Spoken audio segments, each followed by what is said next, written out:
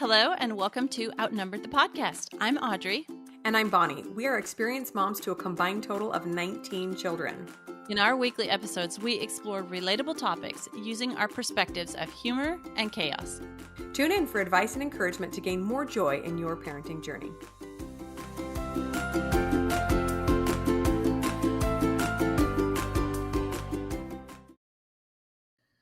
Okay, friends, we are back with another guest episode. We just love our guest episodes because we get to bring somebody on that knows more about a topic than we do, which is quite often, actually. A lot of people know more than we do. But welcome to Cindi Bailey to the podcast. Hi, Cindi. Hello.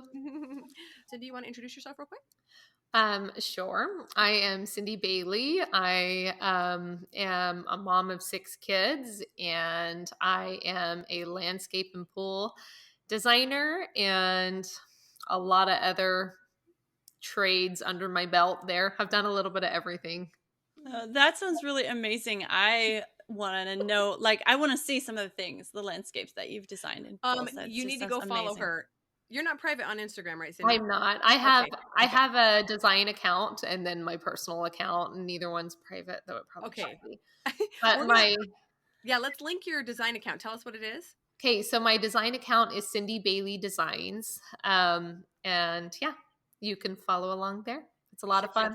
Really pretty fun stuff. You can get on there and just drool and be like, one day I'll be doing things like this. Yeah, definitely. All right, so we usually start each episode off with humor, Cindi, just because that helps keep motherhood light. And we're wondering if you have a funny mom moment or experience to share with us.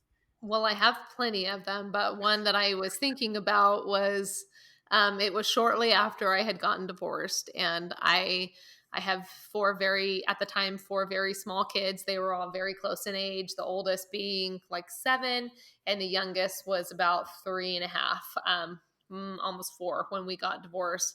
And so I just remember going to church was always a task, especially early morning church. And so I one day was just really hustling. I was determined to get there on time. And I remember finally getting in there. We were about 5 minutes beforehand, and I was feeling so accomplished. I was put together.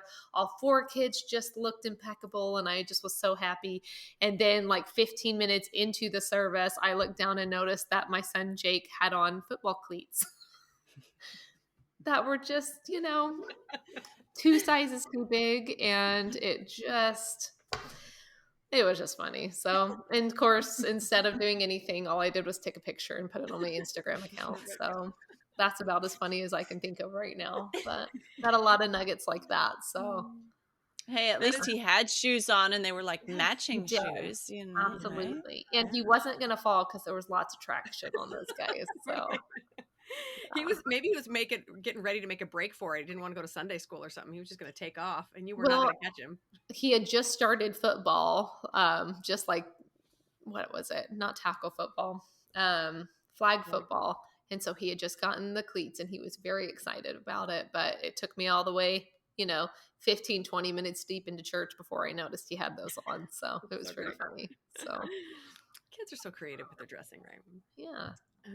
Okay, so just on the outset, we want to acknowledge that a big life change like divorce is something that we obviously cannot cover in 30 minutes. We are going to just skim the surface. As I've talked to friends who have gone through a divorce, it seems like obviously there's lots of personal issues that you're dealing with, but one of the prevailing themes I always end up talking to friends about is how it affects their kids, right? Because as moms, that's our number one priority is to make sure our kids are safe and healthy and happy.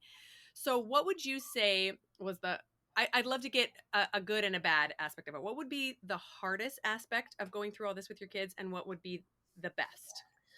Well, the hardest aspect, and this could be split up into 2 ways. The hardest aspect for me and probably the hardest aspect for my kids. The hardest aspect for my kids is obviously now they have 2 parents at 2 different homes and trying to navigate going back and forth, and how confusing that can be, both it's physically and emotionally exhausting. And it's just, especially, I think at really any age with kids, it would be completely confusing. And so that would probably be and I'm sure that my kids would agree with that, that's probably the most difficult thing is now there's two households and there's two sets of roles and there's two parents. And am I allowed to talk about the other parent when I'm at your house? And can I talk about, you when I'm at their house?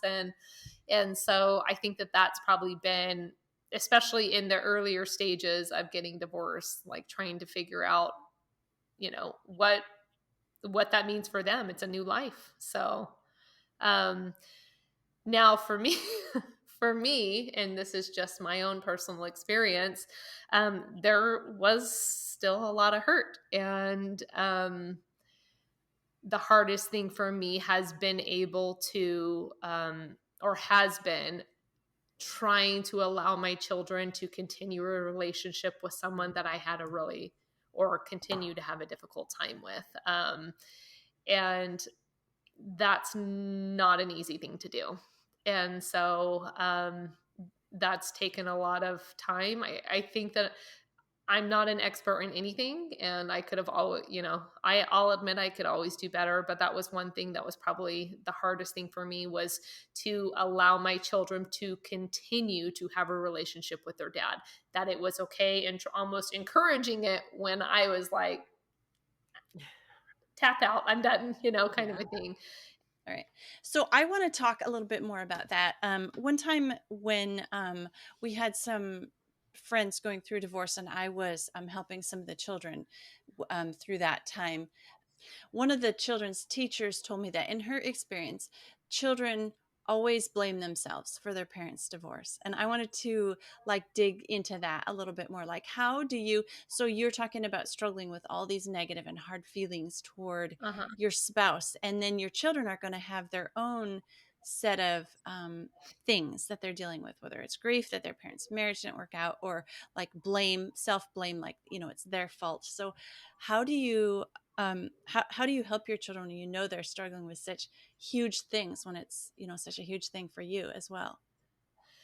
Well, I, and maybe I should talk to my kids more, but I didn't notice that so much, but that would be my advice, is to make sure that there is open dialogue and allowing a place for your children to be able to express concerns and those kinds of things. I do, at the time I was going through my divorce, I was heavily involved in my own, counseling. And I would have liked to have had my children in counseling at that time. It just wasn't an option right then. But shortly after we got divorced, it became an option for us, which was super helpful. I hands down would recommend that all day long, every day, upways, sideways, backwards and forwards. I am a big encourager of therapy and counseling. I just wanted to break in and ask for reference. How old were your kids? What was the range of the ages between the oldest and youngest? Okay. So my oldest was 7 years old, which is young. And then I had 2 little boys, and then my youngest daughter was 3.5. But I do remember encouraging my children to be prayerful, which is kind of an interesting thing to talk to a 7-year-old, a 6-year-old, a 5-year-old, and almost 4-year-old about that. But that was one thing that we always talked about, was being, if you're ever having a hard time, you can call on Heavenly Father and, pray to him and ask for help to feel at least better, or to not feel so sad. And and in a day and age when it seems like we're all encouraged to just protect our children as much as humanly possible, but we can't protect them from everything. And so early on, what an awesome lesson that your kids got, that life is gonna be hard. And I'm sorry it's this hard this early on, but that doesn't mean it will break us. We can do whatever is required of us to get through. I love that. This summer comes up on 10 years that my ex-husband and I have been divorced. And so that theme continues to be part of our daily conversations, or weekly conversations. Hey, we've done hard things before, and we can do hard things again, So you mentioned counseling, you mentioned crafting. I would love to know what you think your best tool for specifically self-care, mental health is, and then any others that you really, really recommend for getting yourself through that sort of crisis situation. Okay. Hands down, counseling. But as I started to pursue counseling, it took me a very long time to find the right fit. And I just want to kind of stress that just because you go to counseling, when you go to counseling, it is not like a very immediate fix. It takes time to kind of build up that knowledge and that kind of trust and that rapport with your counselor. And it was phenomenal. Like, it just was, when you find the right fit there, it really just kind of comes into place. But ongoing therapy. Second thing for self care is finding a good circle of friends. Counseling is a big deal, but there's also having people that you can talk to in such a sensitive situation when there are children involved. There was one thing: I never wanted to be the reason why my children weren't allowed to have a relationship with their dad. Never. And that will never, no matter what happens or, what he does or what I do, I never want to be the reason why they can't have a relationship. It's their dad. They love him no matter who he is or what he does. They're always going to love their dad, and they should be allowed to do so. But there's also this element of needing to be able to talk about it and be validated. I'm going to get emotional. There are people that were in my life at that time that I would not have been able to navigate, the divorce or even the single 80 years without them. Sorry. To me, there were angels here on earth here to support me, and it was a blessing. Sorry. So that to me is very important, to make sure that you surround yourself and your children with people who are going to help you, and also allow your children to continue to have a relationship with their parent, because that is what is important. They should be allowed to have an equal relationship with both sides of the story. It's not their fault. Don't make it their fault that you guys got divorced. Allow them to continue to have a relationship with both sides, even though it can sometimes be really hard. Well, thank you for sharing that and your vulnerability, because I've had the unique experience of being a friend to somebody who's going through a divorce for the past 2 years, and I've felt kind of like a little helpless. Like the only thing I can do is just be a friend and offer encouragement and positivity and point my friend to the Lord. And it just is kind of neat to hear you say that. There's like, that's so meaningful. Like I don't have any experience or any advice to offer my friend, just friendship. And it's kind of special to hear you say that that's enough. Well, Audrey, in all honestly, there's really not anything anyone can do. It's just something that you have to kind of journey through. There's not a right or a wrong way to do it, but knowing that you have somebody there that you can talk to and that is willing to do something or to love you and love your children, that's all anyone in that situation really needs. Because you can't solve the problems, you can't make any of it better, or you can't make the situation be breezier. It really is about just being willing to be there. And I feel fortunate to have that. And I'm sure your friend feels the same thing, even though it seems like you're not able to do anything. Okay. So one last question we have for you. What would you tell a mom with really young children like you had going through a divorce? Like, would you have a piece of advice for them that would just kind of make it easier than it was for you or easier than it was for your kids? I would just say you need to allow yourself to grieve the loss of a marriage, because a loss of a marriage is very much like a loss of a loved one. It's a death of something.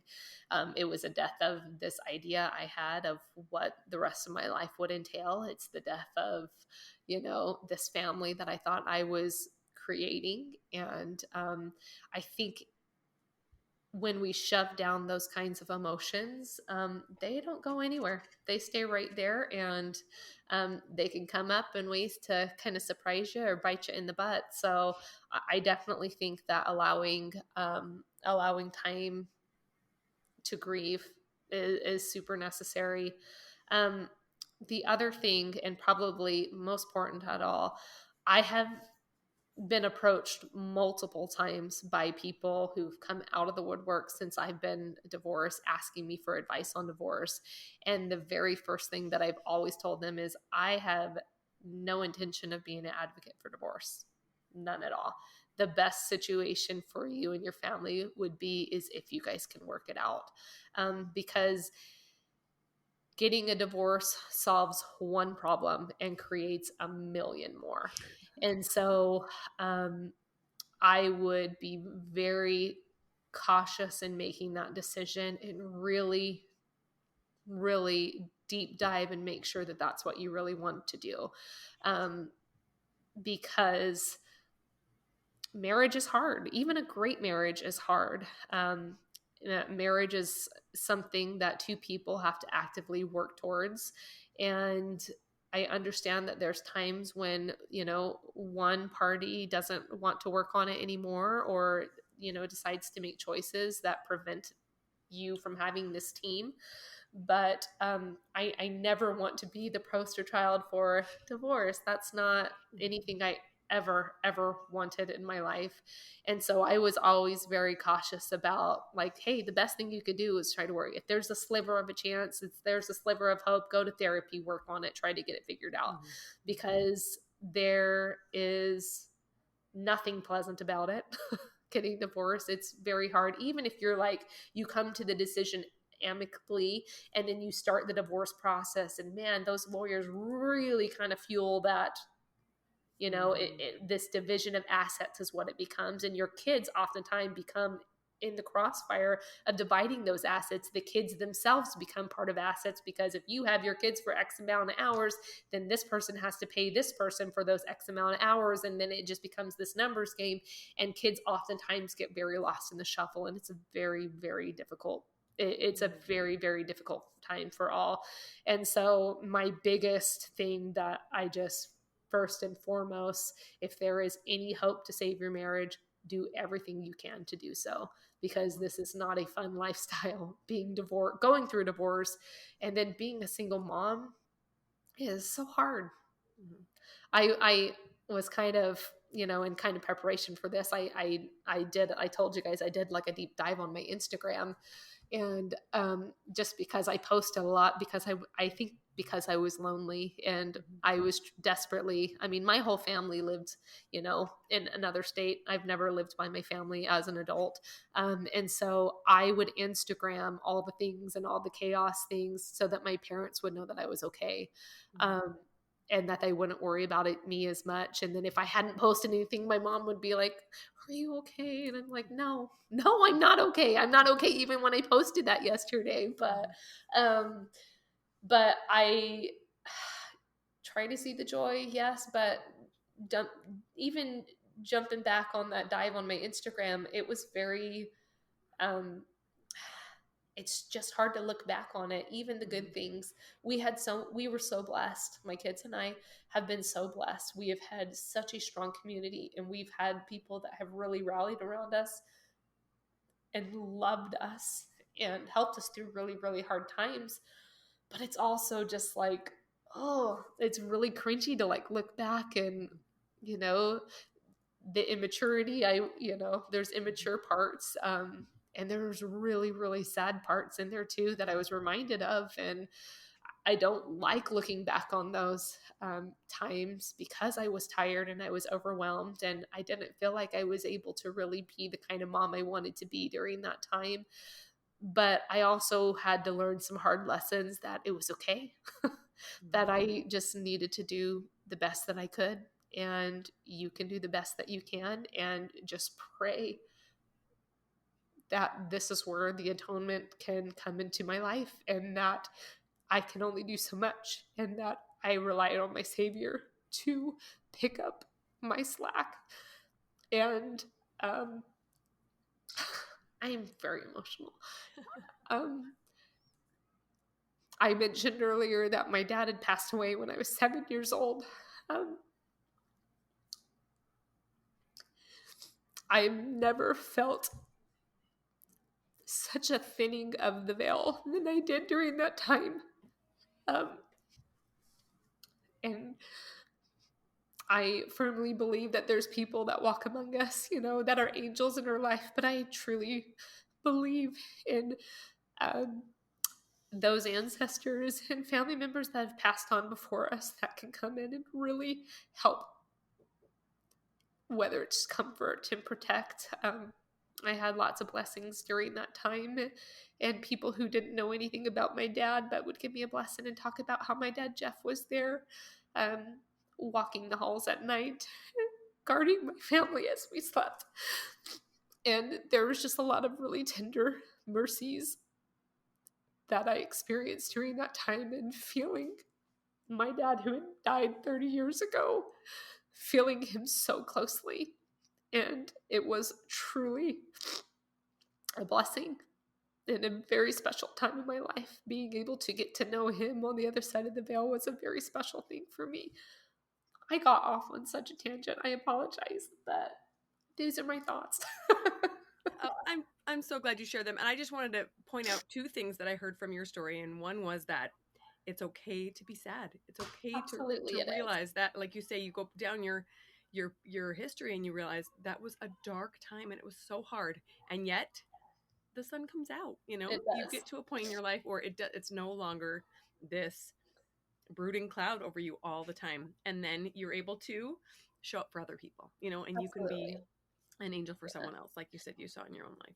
Well, and the other thing too is just expect yourself to make mistakes, because you're going to, and don't dwell on those mistakes. I mean, we learn from mistakes and we grow, and, we just try to be a little bit better the next day. And I made lots of mistakes. I continue to make lots of mistakes, but I definitely made a lot of mistakes during that time for sure. So give yourself grace. Welcome to the club, right? Of mistake making. Here we are. Well, Cindi, thank you so much for showing up and for showing such a hard part of your life to us. We really appreciate you. Oh, thanks. Happy to be here. All right. Take care, friends. We'll talk next week. Bye. Bye. Thanks for listening, friends. Click the link in the show notes to subscribe to our email and never miss another episode. Show us some love by leaving a review on iTunes or sharing the podcast with a friend. Thanks for all your support. We'll talk to you next week.